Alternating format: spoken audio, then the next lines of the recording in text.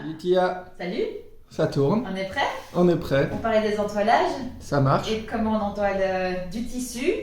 Alors, la première chose qu'il faut, c'est le patron de la pièce qu'il faut entoiler. Non, c'est pas ça qu'il faut d'abord faire. D'abord, savoir pourquoi on entoile du tissu. Donc, on entoile du tissu pour lui donner plus de maintien ou plus de résistance ou plus de tenue. Et donc, un des éléments qu'on entoile souvent dans un projet couture, ce sont les cols ou les pieds-cols de chemise. Aussi les poignets qui vont être boutonnés, les garmentures, les bords de boutonnage, etc. Voilà.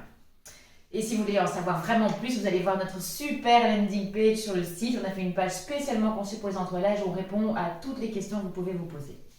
Mais donc aujourd'hui, la question, c'est comment on pose de l'entoilage. Et donc, il faut que vous ayez la pièce de patron de la pièce que vous devez entoiler. Tu veux que je la montre de plus près ou... C'est un col, voilà, donc tu peux, mais en soi c'est pas super important, il faut juste avoir le patron de ce que vous devez entoiler. Alors soit le patron vous dit que vous devez couper une fois en double et vous faites comme pour votre tissu habituel, hein, vous pliez votre tissu et vous allez couper votre pièce en double, soit elle vous dit qu'il faut couper la pièce une fois sur le pli, et donc dans ce cas-là, on plie son entoilage comme on le ferait avec un tissu et on posera la pièce de patron sur le pli. Si votre entoilage, c'est un entoilage tissé, donc vous voyez les fibres de tissu, il faut quand vous le pliez et quand vous allez découper votre pièce, respecter le sens du fil de votre entoilage. Si c'est un entoilage non tissé, vous pouvez le plier comme vous voulez. Donc ici, je vais couper mon col sur mon entoilage plié en deux. Donc je fais comme habituellement, je viens bien me mettre contre le pli de mon tissu, je vais l'épingler pour le couper. Alors, je vais faire ça du côté endroit de l'entoilage, donc du côté, pas du côté col, de l'autre côté. C'est pour pouvoir tracer plus facilement dessus si c'est nécessaire, même si là, je n'en ai pas besoin. Donc on épingle simplement son entoilage. Hop, avec quelques épingles. Vous pouvez utiliser les mêmes épingles que d'habitude, il n'y a pas de spécial ici. Voilà, alors, je vais couper l'entoilage. Vous pouvez le couper soit avec des ciseaux de couture, soit vous pouvez le couper avec un cutter rotatif. Moi j'aime beaucoup ce cutter rotatif-ci parce qu'il y a une super sécurité. Donc la sécurité s'en va toute seule quand on coupe. Et puis je trouve que c'est hyper précis. Donc moi je préfère couper comme ça. Ça marche super bien avec des ciseaux de couture aussi. Tia, Ouais. pourquoi tu as du tissu sur tes ciseaux? Je mets un petit morceau de tissu sur mes ciseaux parce que les ciseaux de couture ne peuvent servir que à couper du tissu. On ne peut pas couper de papier ou de carton avec. Et donc, comme j'ai la même paire de ciseaux pour la couture que pour les papiers et les bricolages, et que j'ai 2 enfants, j'ai mis un petit bout de tissu sur mes ciseaux de couture, comme ça ils font bien la différence entre les deux. Voilà, pour les maris, pour les enfants, c'est la super astuce. Petite astuce, merci Voilà. Tia. L'entoilage ici, moi je le coupe toujours sans les marges de couture, donc je coupe à ras du patron. Vous pourriez couper avec, vous pourriez même entoiler un grand morceau de tissu et puis découper vos pièces dedans, ça fait beaucoup de gaspillage en toilage. Et moi je préfère couper sans marge de couture parce que sinon les marges de couture sont plus épaisses et ça ne m'arrange pas toujours le tombant du vêtement. Donc moi je coupe toujours marge de couture non comprise. Après si votre entoilage est super fin, vous pouvez couper marge de couture comprise, ça ne va pas changer grand chose.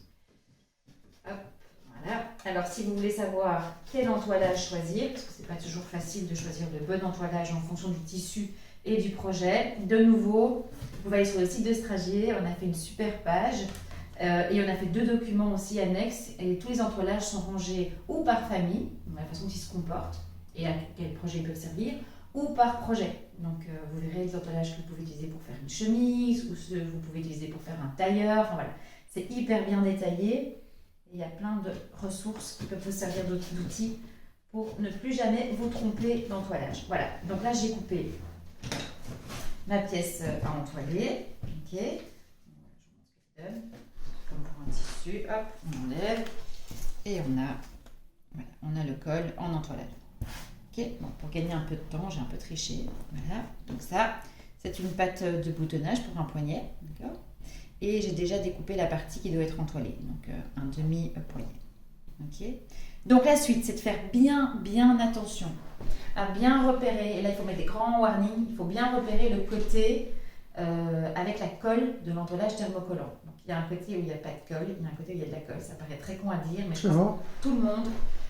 Voilà. Donc ici, il y a des petits grains un peu effet plastique comme ça, un peu plastifié. Ça peut être des halos, ça peut être des petits grains, mais vous allez tout de suite sentir la différence entre le côté où il y a de la colle et le côté où il n'y en a pas. Et donc je crois que c'est déjà arrivé à tout le monde d'entoiler en se trompant de côté, de prendre son fer à repasser et de se retrouver tout son entoilage collé sur le patin du fer. C'est pas très rigolo. Non, c'est pas drôle. Après, il faut récurer le fer. Donc il faut vraiment bien faire attention à ça et bien mettre le côté avec la colle de l'entoilage contre le tissu et bien sûr contre l'envers du tissu, parce que vous n'avez pas envie, quand votre poignée est finie, d'avoir l'entoilage à l'extérieur du projet. C'est pas le plan. Donc on met bien le côté encollé de l'entoilage contre l'envers du tissu. Moi j'avais dessiné la forme, donc j'ai plus qu'à le mettre dedans et je vais mettre vraiment 2-3 petites épingles pour maintenir, histoire que ça glisse pas dans tous les sens. Voilà. Hop, on change parce que ça fait pas, c'est pas compatible avec le fer à repasser évidemment, donc je vais juste garder ça. Tu veux que je le prenne? Et je migre, non, je vais utiliser là, hop, je migre complètement. Voilà, hop, j'enlève tout ce qui est un peu risqué. J'ai envie d'allumer mon matos. Ok, donc vous allez maintenant faire une deuxième étape hyper importante, c'est vérifier comment vous devez poser votre entoilage. Donc, de nouveau, sur le site de Stragier, on a classé tous nos entoilages en des fiches famille. Et pour chaque entoilage, on a bien détaillé comment vous devez poser. À savoir, quelle température vous devez mettre sur votre fer, est-ce que vous devez mettre de la vapeur ou pas, est-ce que vous devez utiliser une pâte mouille, donc un tissu intermédiaire qui va protéger votre ouvrage, éventuellement l'humidifier. Donc tout ça c'est bien détaillé dans chaque entoilage. Vous devez faire ce travail-là pour votre entoilage et aussi pour votre tissu. D'où l'importance de choisir un entoilage qui est adapté au tissu. Parce que si vous ne pouvez pas repasser votre tissu et que vous choisissez un entoilage thermocollant, il y a un problème. Et de nouveau, cette question-là, on y répond sur la page de chez Stragier. Donc ici, c'est un entoilage en coton, c'est un tissu en coton.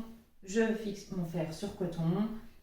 Je vais mettre, non pas, je vais pas mettre de vapeur, mais ça c'est pas très important. Vapeur ou pas vapeur? Moi je vais pas mettre de vapeur ici parce que sur celui-ci je dois pas. Mais il faut bien vérifier la fiche de l'entoilage. Je les connais pas toutes par cœur là maintenant, mais moi aussi je vais regarder le document de Stragier. Et donc je vais faire fondre la colle de l'entoilage en appliquant le fer comme ça avec des petites pressions. Voilà. L'idée c'est de ne pas faire ça, de ne pas faire ce mouvement-là. Parce que si vous faites ce mouvement-là et que vous chopez un petit coin de l'entoilage, il va se retourner, vous allez vous retrouver avec le côté colle sur votre patin, catastrophe, idem. Donc, plutôt appliquer par pression, et vous faites ça le nombre de secondes nécessaires pour la pose de votre entoilage. Tant que ce n'est pas suffisant, l'entoilage n'y colle pas, il se défait. Une fois que l'entoilage est un peu fixé à gauche à droite, vous pouvez enlever vos épingles. Vous faites ça, et puis vous vérifiez. Attendez un petit peu, pas vous brûler. Donc l'idée après, c'est d'attendre un tout petit peu et puis de vérifier sur les bords, en faisant comme ça, pour être sûr que votre entoilage est bien fixé sur votre tissu. Donc ici, tout est ok. S'il n'est pas bien fixé, je vais faire exprès, je vais tirer un peu ici. Voilà, hop, s'il n'est pas bien fixé, il se défait comme ça. Sinon ça bouge pas du tout. Hop, sinon ça ne bouge pas. Donc on va appliquer un petit peu de fer. Tant que vous ne faites pas brûler votre tissu, tant que vous faites attention aux notices d'entretien de votre tissu et de votre entoilage, il n'y a pas de souci. Et donc voilà. Une fois que c'est fait, vous avez votre pièce en tissu qui est entoilée et puis vous continuez simplement les étapes de couture de votre projet. Plus rien à faire pour l'entoilage. Tous ces entoilages-là, on sait que c'est un peu compliqué de choisir le bon et donc on a créé un super outil qui est un outil d'échantillon. Donc en fait ce sont des cartes thématiques, il y en a 5. Chaque carte thématique c'est un projet, donc vous avez la chemise, vous avez les vêtements pour femmes et enfants, vous avez les manteaux, etc. Et pour chaque thème, on vous a fait une série d'entoilages qui sont déjà fixés sur le tissu et sur le tissu qui correspond à celui de ce type de projet. Donc par exemple, les cartes thématiques manteaux, on a collé les entoilages pour manteau, on a fixé les entoilages pour manteau sur un lainage épais, celui qu'on utilise pour faire ce genre de projet. Et donc vous pouvez commander ces cartes thématiques pour avoir chez vous, toujours sous la main, tous les entoilages avec exactement le toucher, le tombant qu'ils auront. Est-ce que ce sont des entoilages plutôt raides, plutôt souples, épais, fins, etc. Donc c'est hyper pratique. Donc voilà, on vous donne rendez-vous sur YouTube, sur les réseaux et sur le site pour que vous alliez découvrir tout sur les entoilages. Et aussi, bientôt pour une autre vidéo, pour une autre astuce, pour un autre tissu à vous présenter. Enfin voilà. Merci Tia, au revoir.